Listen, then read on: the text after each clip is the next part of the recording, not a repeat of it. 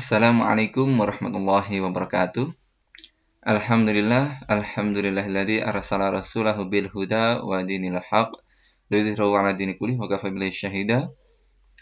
Asyhadu an la ilaha illallah wa la syarikalah wa asyhadu anna Muhammadan abduhu wa rasuluh. Allahumma shalli wa sallim wa barik ala sayyidina Muhammad wa ala alihi wa ashabihi ajma'in. Amma ba'd. Baik, alhamdulillah anak-anak semua rahimakumullah yang saya cintai, yang saya banggakan. Marilah kita senantiasa memanjatkan puja dan puji serta syukur kita kehadirat Allah Subhanahu wa taala atas nikmat kenikmatannya, nikmat iman, nikmat Islam, dan juga nikmat-nikmat lain yang Allah berikan kepada kita. Semoga dari kenikmatan yang Allah berikan menambah kita menjadi hamba yang senantiasa bersyukur kepada Allah Subhanahu wa taala. Salam dan salam semoga senantiasa tercurahkan kepada Nabi Allah Muhammad SAW dan semoga tercurah pula kepada keluarganya, para sahabat, para tabi'in, tabi'in, dan orang-orang yang senantiasa isuk membaca Islam. Baik, anak semua rahimakumullah, mohon maaf nih, lidah terasa sakit, sariawan di ujung lidah, jadi agak nggak nyaman ya untuk berbicara, mohon maaf. Baik anak-anak semuanya, saat ini kita berada di bulan Rabiul Awal, yang mana di bulan adalah bulan dilahirkannya Nabi Muhammad SAW. Dan kemarin dari Kamis ya, tanggal 12 Rabiul Awal, itulah hari kelahiran Nabi Muhammad SAW. Nah, memang sebagian kita atau saudara kita ada yang juga melaksanakan kegiatan Maulid Nabi, dan memang juga ada yang tidak merayakan Maulid Nabi dengan beberapa dasar ya, alasan.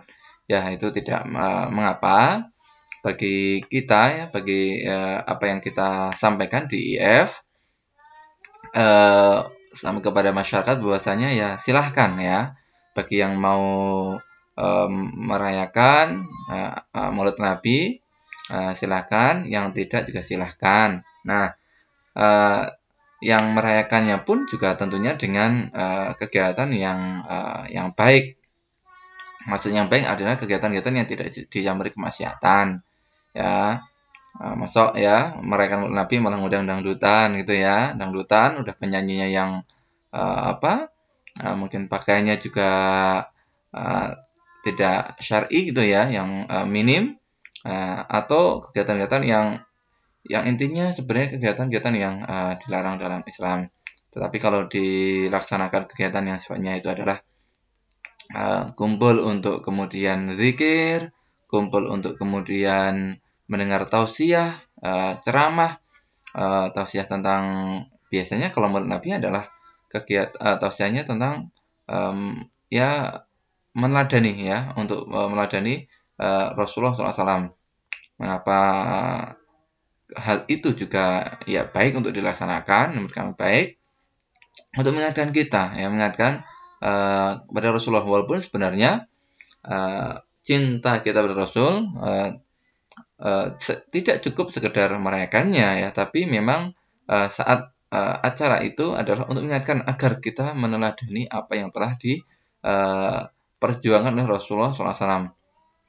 Nah, salah satu tema yang kita pelajari dan sudah tersampaikan di pekan yang lalu, sebelum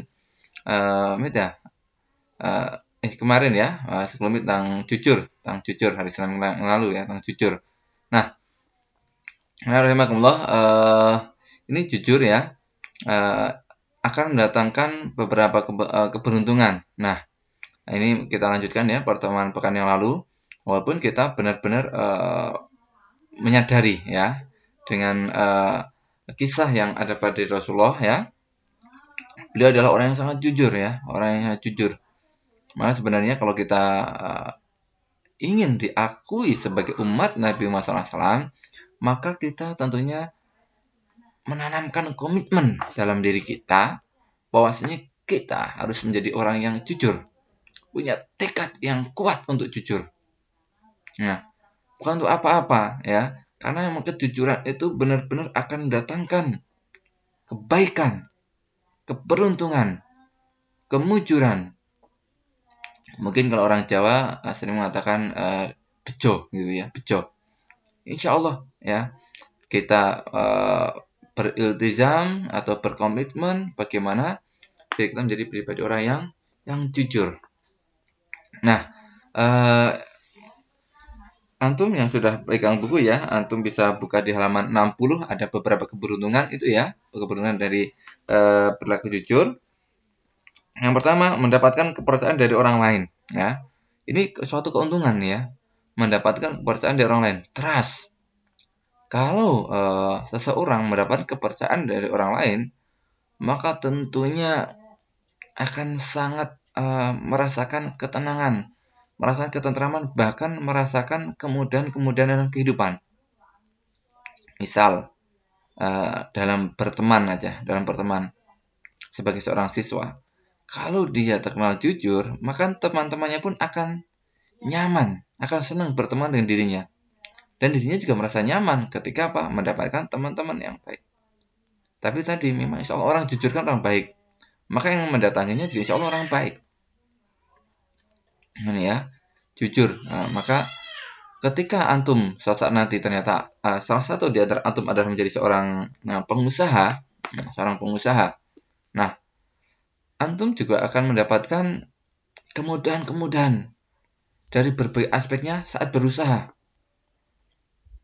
Karena apa? Karena kejujuran antum. Entah mungkin kejujuran antum saat antum harus mengeluarkan produknya ya. Dengan jujur, orang akan senang pada antum. Atau antum ingin menambah modal usaha gitu, juga ada orang yang kemudian mau berinvest ya kepada antum tanpa antum harus ke bank ya, tanpa harus ke bank, tapi ada orang yang mau menginvestasikan untuk mengembangkan suatu usaha antum. Jadi tadi kejujuran. Nah, di sini ada teman-teman ya, ada partner yang kemudian akan datang pada dirinya. Maka ini kan keberuntungan besar, suatu keberuntungan yang besar ya, mendapat kepercayaan dari orang lain. Nah, kemudian yang kedua adalah mendapatkan ketenangan batin. Ketenangan. Nah, antum pernah lah mungkin ya pernah dusta atau bohong. Ketika berbohong, maka muncul dalam jiwa kita itu juga suatu jiwa yang tidak nyaman. Nah, suatu ada kegelisahan, ada kegundahan, ya kan? Tetapi kebalikannya ketika jujur, ya tenang saja, nyaman. Terjadi apa-apa, dia tenang. Bahkan saat dituduh pun dia tetap nyaman, tenang, tidak melakukan. Jujur, ya. Jujur ini satu hal yang penting. Ya, mendapat ketenangan. Maka di sini disebutkan ya dalam hadis yang diriwayatkan Imam At-Tirmidzi, fa'inna sidqa ya, fa'inna sidqa tuma'ninatun wa innal kadhiba ribatun. Ya. Ya. Fa'inna sidqa tuma'ninatun, sesungguhnya kejujuran itu adalah tuma'ninah, ketenangan, tuma'ninah ya. Dalam salat ada 6 tuma'ninah gitu kan, sujud, ruku, tuma'ninah, tenang.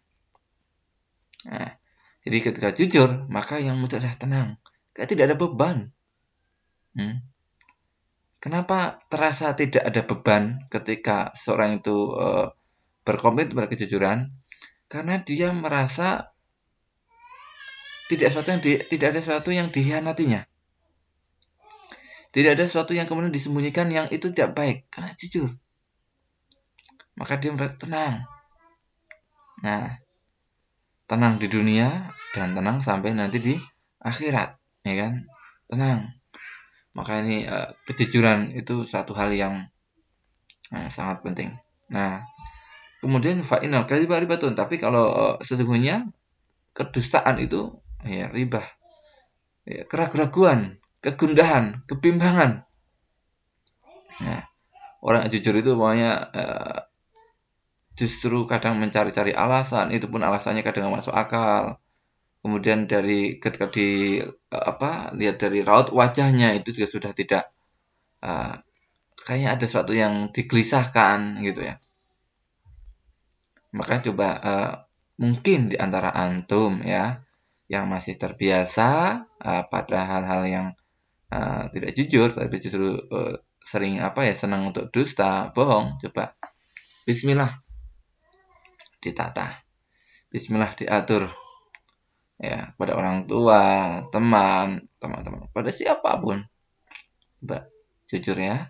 Kemudian yang ketiga adalah meningkatkan harkat dan martabatnya sebagai manusia. Coba ya, antum suatu saat nanti kan, walaupun saat ini sekarang masih siswa, masih pelajar, suatu saat nanti antum kan SMA, kuliah, sampai keluarga, sampai tinggal di masyarakat.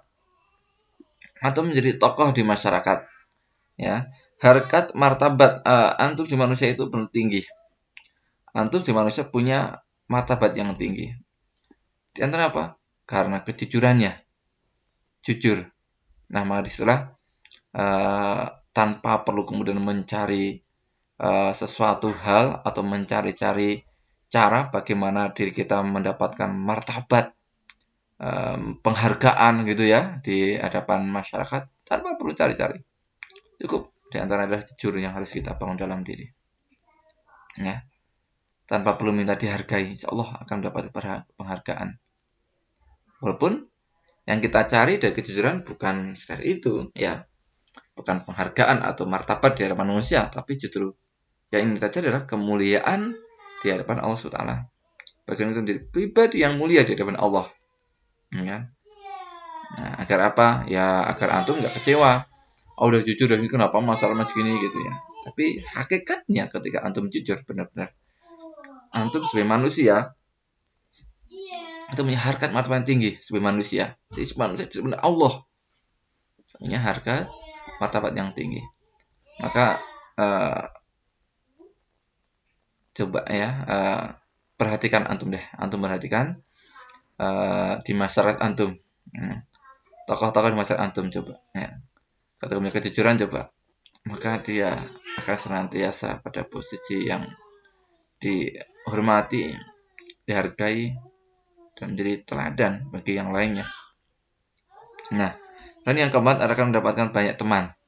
Nih, mendapatkan banyak teman. Bagi kita sebagai seorang muslim dan seorang dai, ya, 1000 teman bagi kita adalah sedikit. Ya, punya 1000 teman adalah sedikit. Tapi punya satu musuh itu adalah banyak.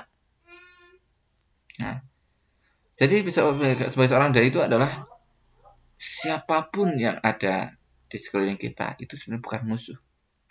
Tapi bagaimana mereka teman? Kalau mereka tidak sepakat, tidak cocok dengan musuh kita, mereka adalah orang yang belum paham, orang belum mengerti, dan ada objek dakwah kita. Maka dalam berdakwah yang kita bangun ya akhlak kita, makanya akhlak, jujur itu. Kalau kita nggak jujur ya sudah. Kalau dicemoohan, Allah, gitu ya. Kamu aja nggak jujur gitu ya. Nah, maka disitulah kejujuran akan insya Allah akan menjadikan objek dakwah. Bahkan orang tidak senang itu jadi menjadi senang pada kita. Ya, seorang dai ya, teman itu harus banyak, sebanyak-banyaknya. Ya, sebanyak-banyak teman. Maka insya Allah ya dengan kejujuran yang kita bangun dalam diri kita akan datangkan banyak teman. Kemudian yang kelima adalah mendapatkan ridho Allah SWT. Nah, ridho Allah. Ini ridho Allah ini sesuatu yang sangat mahal, sesuatu yang ingin kita capai, sesuatu yang ingin dicari sama manusia adalah ridho Allah SWT. Maka dalam surat Al-Maidah ini, Allahu hada yaumu yanfa'us shadiqina sidquhum. Ya. Allahu hada yaumu yanfa'us shadiqina sidquhum. Allah di sini berfirman ya, hada yaumu yanfa'us shadiqina, pada hari di mana ya akan mendatangkan suatu manfaat dari apa? Dari kejujurannya itu, sidqihim ya. Bagian sidquhum di sini ya. Jadi kejujuran akan mendatangkan kemanfaatan bagi orang-orang yang jujur.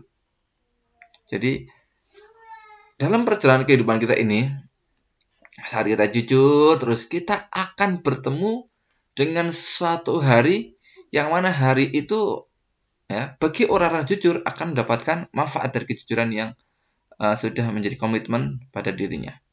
Saat mendatangkan akan datang pada dirinya. Nah, itu apa di sini ya? lahum jannatun tajri min tahtiha al-anhar khalidina fiha abada. Bagi mereka jannatun tajri, mereka mendapatkan surga-surga Allah, ya. Yang mana digambarkan gitu ya. Nah, digambarkan surga itu tajri min tahtiha al-anhar, yang mana mengalir di mana sungai-sungai. Wah, tempatnya indah begini ya. Kita aja yang Magelang nih, yang Magelang ini ada Sungai Elo aja kan sudah membuat orang itu senang. Orang Magelang kan yang rafting di Sungai Elo senang. Bahkan banyak orang luar Magelang kan datang ke Magelang.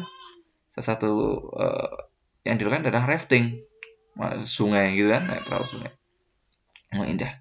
Ini sungainya sungai surga, lebih indah lagi. Ya. Khalidina fiha, dan kekal di dalamnya coba. Ya, kalau antum ya diri kita dunia sesaat ya. Ya, mas-mas, mbak-mbak semuanya. Antum saat ini kelas 10 kan, kelas 10. Saya kerasa kayak baru kemarin loh, saya juga seperti antum kelas 10. Ya. Sepertinya baru kemarin kelas 10, padahal kelas 10 tahun berapa? Tahun 95, coba. Tahun 95. Udah berapa tahun tuh? Udah 25 tahun yang lalu. Ya. Saya lulus SMP tahun ajaran 94-95. Ya. Di tahun 95 itu udah saya masuk udah lulus, saya udah masuk ke tingkat selanjutnya, kelas 10. Tuh. Padahal serasa baru kemarin, ya. Kelas 10 seakan-akan baru kemarin.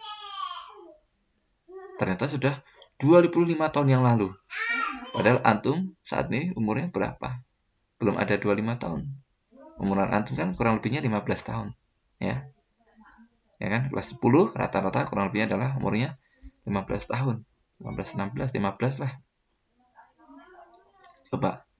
Waktu sangat cepat sekali di dunia. Nah, tapi di akhirat ini adalah khalidin fiha, kekal dalamnya.